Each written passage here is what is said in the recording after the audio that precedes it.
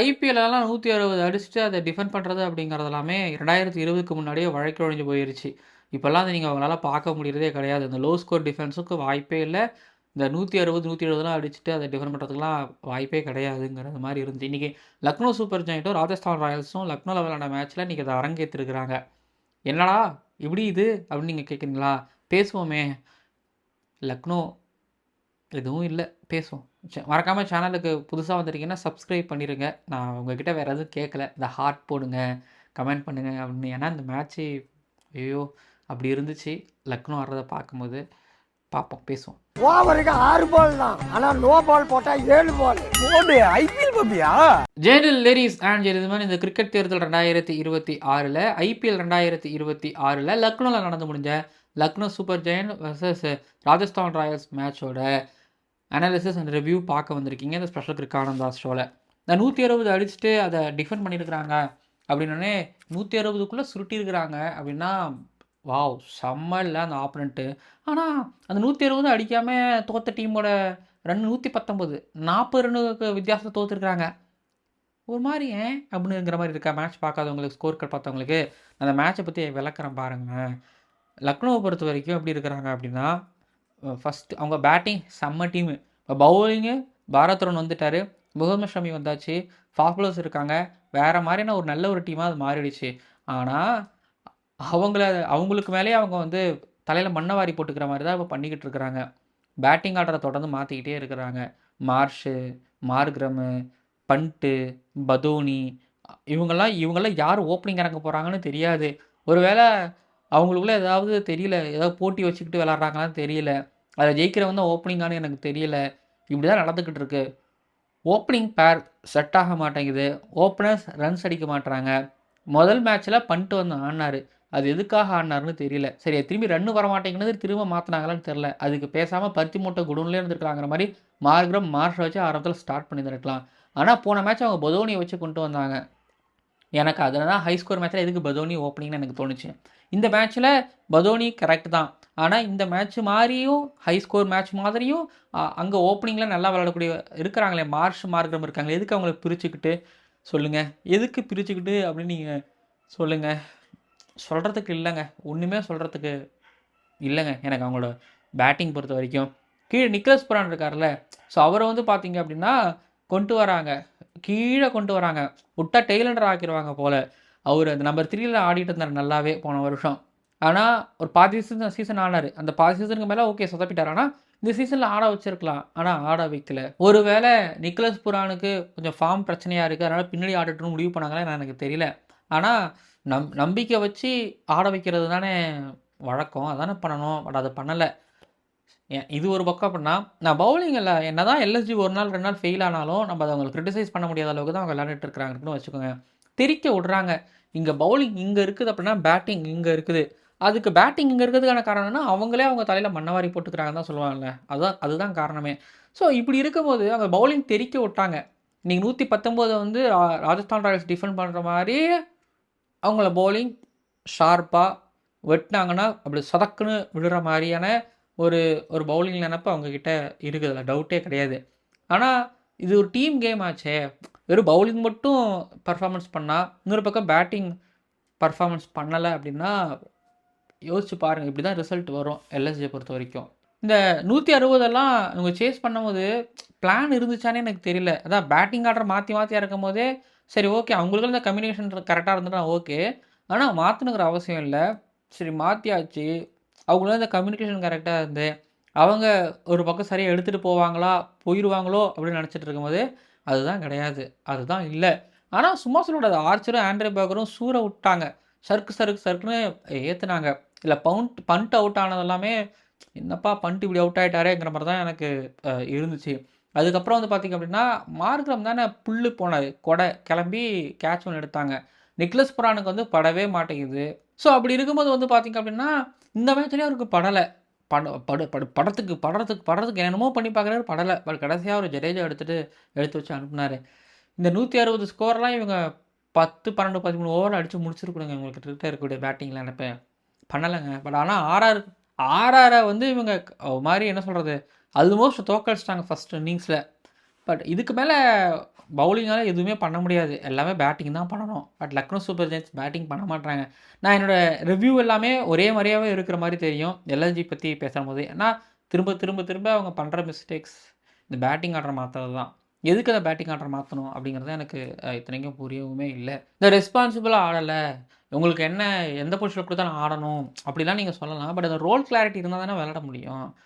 திடீர்னு போயிட்டு நீ இந்த இடத்துல ஆடு அப்படின்னா திடீர்னு என்னைக்காவது ஒரு நாள் கிளிக் ஆகும். ஆனால் அது எல்லா நாளெல்லாம் இல்லைங்க, வாய்ப்பே இல்லைங்க. என்னை பொறுத்த வரைக்கும் அவங்க எங்கே தோக்குறாங்கன்னா அந்த பேட்டிங் ஆர்டரை சேஞ்ச் பண்ணுறதாங்க அவங்க தோக்குறாங்களே. அப்புறம் பவுலிங் எடுத்துக்கிட்டிங்க அப்படின்னா நான் அந்த இடத்துல ஜானவன் ஃபெரராவுக்கு போட்டுருந்துருக்கலாமோ, ஜடேஜாவுக்கு இப்படி பண்ணியிருக்கலாமோ அப்படிலாம் இல்லை. ஆனால் இந்த இடத்துல ரியன் பராகோட கேப்டன்சி, பண்டோட கேப்டன்சி அங்கே தான் வித்தியாசமே. அங்கே டானவன் ஃபெராராவுக்கும் ஜடேஜாவுக்கும் ஒரு பார்ட்னர்ஷிப் பில்ட் ஆகிட்டு இருந்துச்சு, அதை அலோவ் பண்ணிட்டாங்க. பட் இந்த பக்கத்தில் ரியன் பராக் அதை அலோவ் பண்ணவே மாட்டேன்ட்டார். கழுத்தில் கத்தி வச்சுட்டு பிடிச்சிக்கிட்டே இருந்தார். ஒரு பக்கம் ஆர்ச்சர் ஃபயர் பண்ணார், ஆண்ட்ரே பர்கர் ஃபயர் பண்ணார். ஃபயர் பண்ணிகிட்டு இருக்கும்போது கரெக்டாக பிஷ்ணுவையும் ஜடேஜாவையும் இறக்குனாரு. தேவைப்படும் போது இடையில அப்பப்போ ஆர்ச்சர் இல்லை பிரிஜேஷ் அவர் உள்ளே இறக்கி விக்கெட் எடுத்து கொடுத்தாரு. அதாவது மொத்தமாக ரியன் பராகோட கேப்டன்ங்கிறத தாண்டி அவர் ஒரு மாதிரி கில்லர் இன்ஸ்டிக்டாக இன்றைக்கி போனார். எங்கேயாவது இடத்துல ப்ரீத்திங் ஸ்பேஸ் விட்டுருந்துருக்கலாம். அது அதாவது நிக்லஸ் புரான் விளையாண்டு இருக்கும்போது ஒரு ப்ரீத்திங் ஸ்பேஸ் விட்டுருந்துருக்கலாம். பராக் தான் விட மாட்டாருங்க. பராக் விட மாட்டாருங்கிறதானே அவங்க பவுலர் சுத்தமாக விட மாட்டாங்க.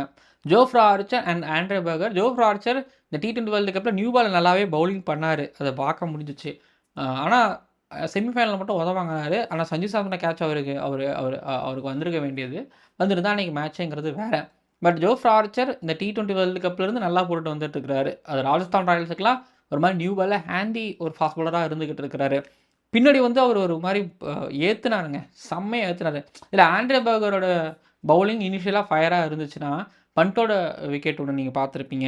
அதுக்கப்புறம் ஏடன் மார்க்ரம் கொடைக்கிளம்பினதை நீங்கள் பார்த்துருப்பீங்க. கிட்டத்தட்ட பார்த்தீங்கன்னா இவங்களுக்கு இப்படி போட்டாரெல்லாம் சொல்லலாம் முடியாத அளவுக்கு ஆர்ச்சர் வந்து சறுக்குன்னு வந்து பாம்பை விட்டார். ஸோ அப்படி ஒரு பவுலர் இந்த பக்கத்தில் போட்டு பவுன்ஸ் போட்டு ஏற்றிக்கிட்டு இருக்கும்போது அங்கே ஆண்ட்ரே பர்கருக்கு கண்டிப்பாக விக்கெட் விழுந்து ஆகணும். தென் இந்த பார்ட்னர்ஷிப் நீங்கள் பேரிங் பாருங்கள், Andre Burger and Archer. Middle ஓவர்ஸில் பிஷ்னோய் அண்ட் ஜடேஜா. பிஷ்னோய் வந்து பார்த்திங்க அப்படின்னா ஒரு 107 km/h வந்து ஒரு போல்ட் எடுத்துகிட்டு போகிறாரு. ஜடேஜா வந்து நிக்லஸ் புரான் எடுத்துகிட்டு போகிறாரு. ஸோ டாப்பை வந்து பார்த்திங்க அப்படின்னா அவங்களோட நியூ பால் பேர்ஸ் வந்து கழட்டிடுறாங்க. ஸோ ஓவரால் வந்து பார்த்திங்க அப்படின்னா ராஜஸ்தான் ராயல்ஸ் அவங்க கேப்டன்சி தென் அவங்களோட எக்ஸிக்யூஷன் எல்லாமே பர்ஃபெக்டாக இருக்குது. தென் அந்த பக்கத்தில் ஒரு வீக்கஸ்ட்டு ஒரு சைடு இருக்கிறாங்க. அவங்களே குழப்பத்தில் இருக்கக்கூடிய ஒரு டீமை எப்படி ஹேண்டில் பண்ணணுமோ என்ன பண்ணணுமோ அதை வந்து கிளியராக பண்ணாங்க.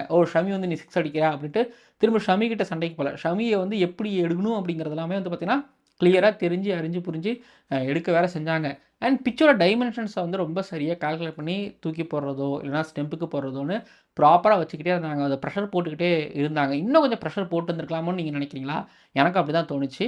ராஜஸ்தான் ராயல்ஸ் இந்த ஒரு விக்டரி மூலமாக திரும்ப கம்பேக், அதாவது பேட்டிங்கில் ஒருத்தர் 100 இன்னொருத்தர் 200 அப்படின்லாம் இல்லாமல் டீமில் பவுலர்ஸ் எல்லாரும் சேர்ந்து ஃபீல்டர்ஸ் எல்லாரும் சேர்ந்து சூப்பராக பண்ணியிருக்கிறாங்க, டவுட்டே கிடையாது. Player of the match award எனக்கு யாருக்கு கொடுப்பாங்கன்னு எனக்கு தெரியல. ஜடேஜா ஒரு விக்கெட்டு, ஆனால் அந்த பக்கத்தில் அவர் வந்து ஒரு பார்ட்னர்ஷிப் வேறு போட்டுருந்துருப்பார். 2 பார்ட்னர்ஷிப் 30-40 ப்ளஸ் பார்ட்னர்ஷிப் வேறு அவர் போட்டுருந்துருக்காரு. ஸோ இன்வால்மெண்ட்டாக இருந்திருக்காருங்கிறதா ஜடேஜாவுக்கு player of the match award கொடுப்பாங்களா யோசிப்போம்.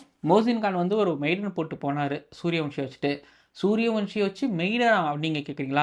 ஆமாம், மெய்டன் அப்படிங்கிற விஷயத்த வந்து இது நிகழ்த்தி காட்டினாங்க. அதையும் நான் தெரிவிச்சுக்கிறேன். ராஜஸ்தான் ராயல்ஸோட கேப்டன் ரியன் பராக் அப்படிலாம் சும்மாலாம் விட்டுறவும் மாட்டார். பட் ஆனால் உங்களுக்கு பேட்டிங்கில் இப்போ ஜெய்ஸ்வால் நிதானத்தை காமிச்சார். பட் நிதானத்தில் காமிச்சிட்டு இருக்கும்போது ஒரு ஷார்ட் பால் ஏற்றுனார். ஷமி எட்ஜி கேட்ச்சு, செம்ம கேட்சை பண்ணிட்ட பொறுத்த வரைக்கும். துருவ் எட்ஜி பண்ணிட்டு திரும்பவும் நல்ல ஒரு கேட்ச்சு. சூரியவன்ஷிக்கு போகிறதுனால பயப்படுவாங்க. சூரியவன்ஷியை வெரைட்டி காமிச்சு மோசின் கான் உள்ளே ஏற்றி மெய்டன் வந்து போட்டார். இது போக வந்து பார்த்திங்க அப்படின்னா பராகோட சில ஷாட்ஸ் அவருக்கு பட்டுச்சு. பட் ஆனால் பிரின்ஸே அதை விட்டு அவுட் ஆனார். சும்மா சொல்லக்கூடாது, ஜடேஜா வந்து இப்போ சொன்ன மாதிரி 30 ரன் பார்ட்னர்ஷிப் புரான்கிட்டையும், அதுக்கப்புறம் சுபம் துபே கிட்டே வந்து பார்த்திங்கன்னா 49 ரன் பார்ட்னர்ஷிப் குறைஞ்ச பால். அந்த 4 ஓவர் கடைசி 4 ஓவர் கொஞ்சம் ஒரு மாதிரி 40-45 ரன்ஸ் வந்து அடிக்க செஞ்சாங்க. ஸோ ராஜஸ்தான் ராயல்ஸ் இந்த விக்டரியை கொண்டாடலாமா வேணாமான்னு கேட்டிங்கன்னா பவுலர்ஸுகளை கொண்டாடலாம். பவுலர்ஸ் வந்து 160 டிஃபெண்ட் பண்ணி கொடுத்துருக்காங்க இந்த பிச்சில். இன்னொன்று பிச்சோட டைமென்ஷன் நீங்கள் புரிஞ்சுக்கணும். ஸோ சுற்றிலையும் வந்து பார்த்திங்க அப்படின்னா டைமென்ஷன்ஸ் கொஞ்சம் பெருசாக இருக்குங்கிறதுனால எனக்கு வந்து எஸ்ஆர்ஹெச்சோட கேம் வந்து பார்த்திங்கன்னா அப்படியே ஞாபகப்படுத்துகிற மாதிரி இருந்தது. அவங்க பிச்சோட டைமென்ஷன்ஸை யூஸ் பண்ணி சூப்பராக போட்டாங்க. பிஷ்னோய் நிறையாக்கு வந்து பார்த்திங்க அப்படின்னா கூகுளியஸ் உள்ளே எடுத்து லெக் பிரேக்கர் லைட்டாக வெளில திரும்ப உள்ள அப்படின்னு சொல்லி போட்டுட்டு செம்மையாக போட்டுக்கிட்டு இருக்கிறார். அதையும் இங்கே பார்க்க முடிஞ்சது. ஆனால் இன்னொன்று சேசிங்கில் 3 பேர் 120 சேசிங்கில் 3 பேர் டக்கு. அதுக்கப்புறம் அந்த டீம் மீண்டு வர்றதுக்கு பல யுகங்களே ஆகும். விக்கெட்ஸ் கொடுக்காம ஆடவும் செய்யணும், வேறு வழி கிடையாதுங்கிற நிலமை. தோனி தேவையில்லாத ரன் அவுட்டு பண்ணிட்டு வந்து பார்த்தீங்கன்னா நல்லா ஏற்றுனாரு. அதுக்கப்புறம் எய்டன் மார்க்ரமும் கூட கிளம்பிடுச்சு. ஆனால் ஒன்று சொல்லுவேன், ராஜஸ்தான் ராயல்ஸ் எடுத்துக்கிட்டிங்க அப்படின்னா அவங்க ஃபஸ்ட் இன்னிங்ஸ்லேயே அவங்க விக்கெட் போயிட்டு இருக்குங்க சுபம் துபே பிக் பண்ணாங்க. பட் அடித்த ஸ்கோரும் கம்மி. பட் செகண்ட் இன்னிங்ஸில் இம்பாக்ட் கொண்டு வர முடியாது. என்ன பண்ண போகிறாங்கன்னு நினைக்கும் போது இந்த 5 பவுலர்ஸ் தான் 6வது பவுலர்ஸ்லாம் எதுவும் தேவையில்லை அப்படின்னு ரியான் பராக் போனார். காரணத்தப்பெல்லாம் மரணங்கிற மாதிரி போனார். ஆனால் ஜெயிச்சு கொடுத்துட்டு வந்தார். ஸோ அது பாருங்களேன் என்னென்ன நடந்துக்கிட்டு இருக்கு, எப்படி இருக்குது அப்படிங்கிறத நீங்கள் பாருங்களேன். ஓகே, இப்போ பாயிண்ட்ஸ் டேபிளில் ராஜஸ்தான் ராயல்ஸ் ஜம்முன்னு நம்பர் 2க்கு போயிட்டாங்க. பட் இந்த பக்கத்தில் வந்து பார்த்தீங்க அப்படின்னா லக்னோ சூப்பர் ஜெயிண்ட் கீழே போயிட்டாங்க. எதுவும் சொல்கிறதுக்கு இல்லை அப்படிங்கிற மாதிரி பர்ஃபார்மன்ஸ் இருந்துகிட்டு இருக்கு. ரிஷப் பண்ட் ப்ரெசன்டேஷன் டேபிளில் சிரித்து பேசிக்கிட்டு இருந்தார். அதெல்லாம் தெரிஞ்சுது. பாஸு உங்களுக்கு வாய் மட்டும்தான் சிரிக்குது, உள்ளே வந்து பார்த்தீங்க அப்படின்னா அப்படிங்கிற மாதிரி யோசித்தேன்.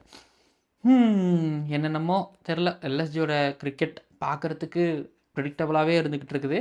பட் என்ன கதை மட்டும் மாறும், ஆனால் ஒரு விஷயம் தான் நடக்கும். அப்படி தான் இருந்துக்கிட்டு இருக்கு. ஓகே, பார்ப்போம். பட் ராஜஸ்தான் ராயல்ஸ் பொறுத்த வரைக்கும் அவங்களோட பேட்டிங்கில் டாமினிக் ஃபெரரா, ஜடேஜா பார்த்துப்பாங்கிற மாதிரி இருக்குது. டாப் இல்லை, பட் ஆனால் கீழே லோவர் மிடில் நல்லா இருக்குது. யாருக்கும் இன்ஜுரி ஆகாமல் கன்சிஸ்டண்ட்டாக போட்டாங்க அப்படின்னா எஸ் அஃப்கோர்ஸ் அப்படிங்கிறத நான் சொல்லுவேன். ஏதாவது நடக்கும்னு சொல்லுவேன். வீடியோ நிறைவடைகிறதுங்க. மறக்காமல் சப்ஸ்கிரைப் பண்ணுங்கள், பக்கத்தில் பெல் ஐக்கானை கிளிக் பண்ணுங்கன்னு பார்க்கலாம் அடுத்தடுத்த வீடியோக்களில். எல்எஸ்ஜி நல்ல கிரிக்கெட்டு ஆடுங்கப்பா, ஃபைட் பண்ணுங்கப்பா.